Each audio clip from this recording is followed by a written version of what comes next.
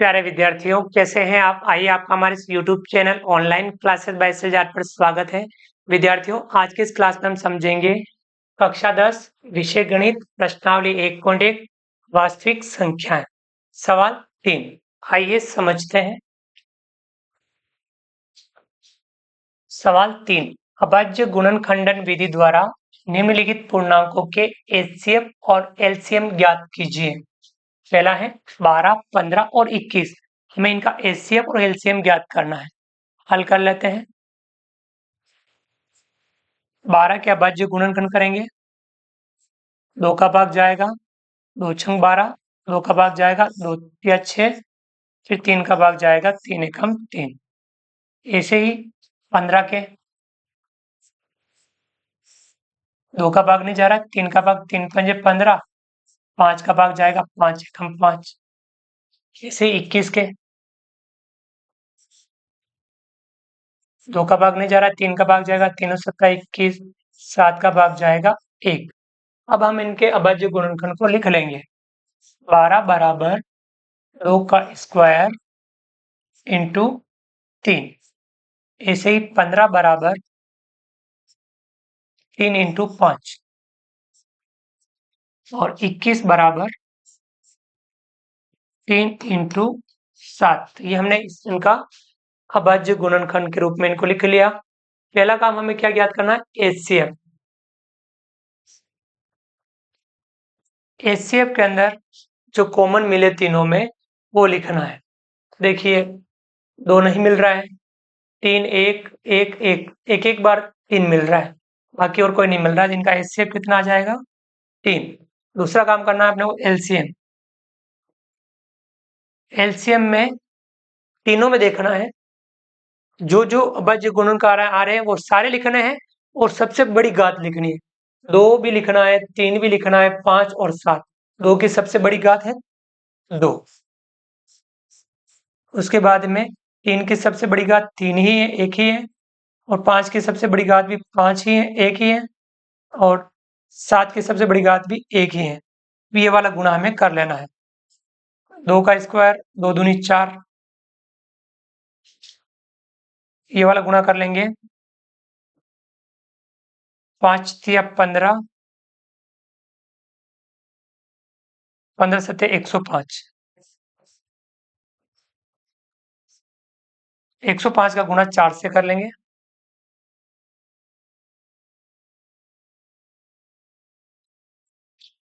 4 पंजा 20, 20 का 0 हाथ से लगा 2, 2 का 2, 4 एकम 4, 420। तो ये हमारा आंसर आ जाएंगे एचसीएफ 3 और एलसीएम 420। एक आंसर तो अपने ये वाला है और एक आंसर ये वाला है। तो एचसीएफ और एलसीएम हम इस प्रकार से ज्ञात कर सकते हैं। एचसीएफ 3 प्राप्त हुआ और एलसीएम हमें 420 प्राप्त हुआ। आ गया समझ में?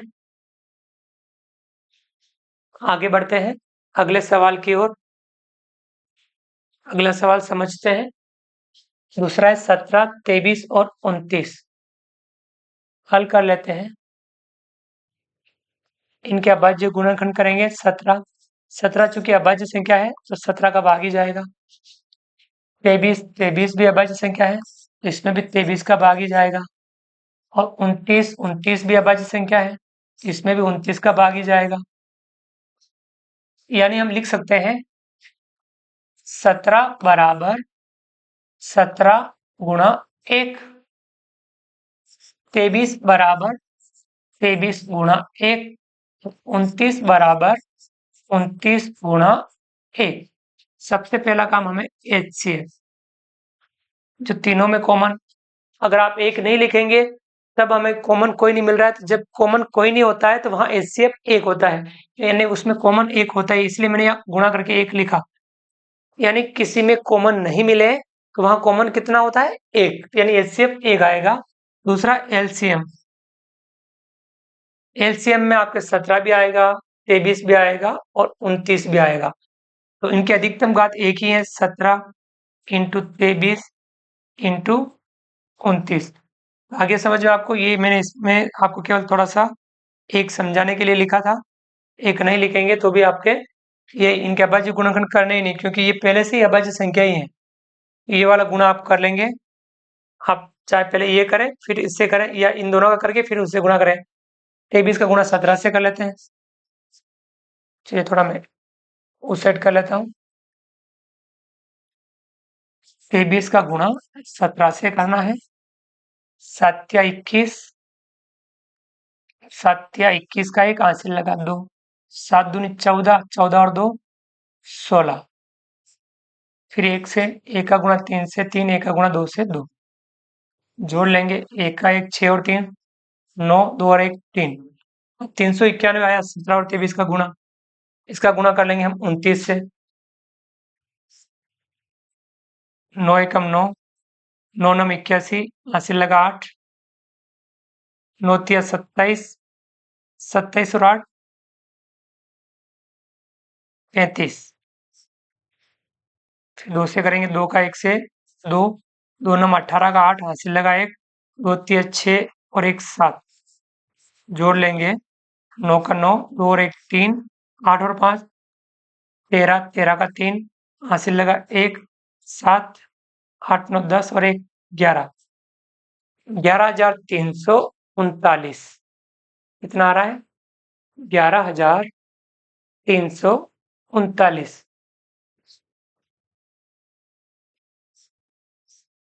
एक आंसर तो अपना ये वाला, और एक आंसर ये वाला हो जाएगा। इस प्रकार से आपको काम करना है। तीन संख्याओं का हम एचसीएफ और एलसीएम ज्ञात कर रहे हैं, तो आपको तीन संख्याओं का एचसीएफ और एलसीएम ज्ञात करना आपको आना चाहिए। समझ में आ गया आपको? आगे बढ़ते हैं। सवाल नंबर 3, 8 9 और 25 हमें इनका एचसीएफ एलसीएम ज्ञात करना है। हल कर लेते हैं। 8 के अभाज्य गुणनखंड करेंगे। 2 का भाग जा रहा है, 2 चौके 8, 2 का भाग जाएगा 2 दूनी 4 और 2 का भाग जाएगा 2 एकम 2। इसी 9 का 3 का भाग जा रहा है, 3 तिया 9 और 3 का भाग जाएगा 3 एकम 3। इसे 25, 5 का भाग जाएगा 5 पंजा 25, फिर 5 का भाग जाएगा 5 एकम 5। हम लिखेंगे 8 बराबर 2 की घात 3 और 9 बराबर 3 की घात 2 और 25 बराबर 5 की घात 2। अब यहाँ हम ज्ञात करेंगे। देखिए इनके गुणे में अपन एक लिख सकते हैं, यानी आपको वही एचसीएफ वाली बात, एचसीएफ जब ज्ञात करना हो तो एचसीएफ में आपको क्या ध्यान रखना है, जो कॉमन मिले। 2 3 और 5 तीनों में अलग अलग है, कॉमन कोई नहीं मिल रहा है। कॉमन कितना होगा? एक, यानी इसके गुणे में एक आता है, आप लिख सकते हैं। तो एचसीएफ कितना आ जाएगा? एक। और एलसीएम सभी आएंगे, 2 भी आएगा, 3 भी आएगा, 5 भी आएगा, सबसे बड़ी घात आएगी। सबसे बड़ी घात कितनी है? 2 की सबसे बड़ी घात 3, 3 के सबसे बड़ी घात 2 और 5 की सबसे बड़ी घात 2। देखिए 2 का क्यूब 2 दूनी 4, 4 दूनी 8, कितना आ रहा है? 8। 3 का स्क्वायर 3 तिया 9, 5 का स्क्वायर 25, ये गुणा कर लेंगे। 8 नम 72, 72 का गुणा 25 से कर लेंगे। देखिए 8 नम 72, 72 का गुणा किससे करना है? 25 से। 5 दूनी 10, हासिल लगा 1, 5 7 35, 35 और 1 36, 2 दूनी 4, 2 7 14, 0, 6 और 4 10, 10 का 0, हासिल लगा 1, 4 और 4 8 और 1, 1800। कितना प्राप्त हो रहा है?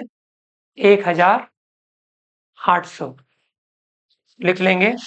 1800 एक आंसर तो अपना ये वाला एक, एचसीएफ और एलसीएम 1800। तो इसका आप अच्छे से अभ्यास करेंगे, एचसीएफ और एलसीएम ज्ञात करना आप अच्छे से सीखेंगे। और अभ्यास करेंगे, क्योंकि हम गणित में अगर हमें बेहतर बनना है, गणित को अच्छे से सीखना है, तो हमें गणित को समझते हुए नियमित अभ्यास करना पड़ेगा। विद्यार्थियों, उम्मीद करता हूँ वीडियो पसंद आया होगा। वीडियो को लाइक कीजिए, चैनल को सब्सक्राइब कीजिए और अधिक से अधिक साथियों तक वीडियो शेयर जरूर कीजिए। मिलते हैं अगली क्लास में नए वीडियो, नए कंटेंट के साथ में। तब तक के लिए थैंक यू, धन्यवाद। जय हिंद, जय भारत। आपका दिन शुभ रहे। Thank you.